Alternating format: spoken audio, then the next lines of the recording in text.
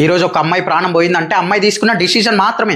పరమేశ్ అనే వ్యక్తి అనుష అనే అమ్మాయిని అయితే లవ్ చేసిండు, పెళ్లి చేసుకుని లేపుకపోయి అనుష వాళ్ళ ఇంట్లో అయితే ఒప్పుకోలేరు, పరమేశ్ వాళ్ళ ఇంట్లో అయితే ఒప్పుకోరు. సో కొన్ని రోజుల నుంచి వాళ్ళు సంతోషంగానే ఉన్నారు. తర్వాత నాకు కట్నం కావాలి, నాకు బైక్ కావాలి, నాకు బంగారం కావాలని అనుష అనే వ్యక్తిని టార్చర్ పెట్టుడు అయితే స్టార్ట్ చేసిరు. పరమేశ్ వాళ్ళ అత్త వాళ్ళ మామ ముగ్గురు అయితే చుక్కలు చూపించుడు అయితే స్టార్ట్ చేసిరు. ఇప్పుడు అమ్మాయి వాళ్ళని కాదని అనుష వాళ్ళ ఇంటికి అయితే పోలేదు, ఎందుకంటే వాళ్ళ అమ్మని వద్దనుకొని వచ్చేసింది. సో వాళ్ళు ఎంత టార్చర్ పెట్టిన సరే వాళ్ళ దగ్గరనే ఉంది.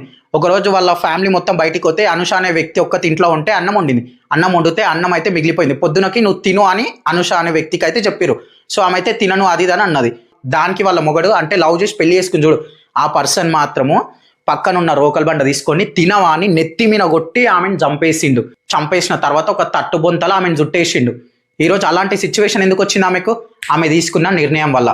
సో మీరు కూడా లవ్ మ్యారేజ్ చేసుకోవాలనుకుంటున్నారా? కొద్దిగా జాగ్రత్తగా అయితే ఉండండి. ఏ పర్సన్ని చూజ్ చేసుకుంటున్నామో 100 సార్లు ఆలోచించి పెళ్లి చేసుకోండి. మాక్సిమం ఇంట్లో ఒప్పించే పెళ్లి చేసుకోండి, లేకపోతే రేపటి దినాన మీకు కూడా ఇదే గతి పట్టొచ్చు.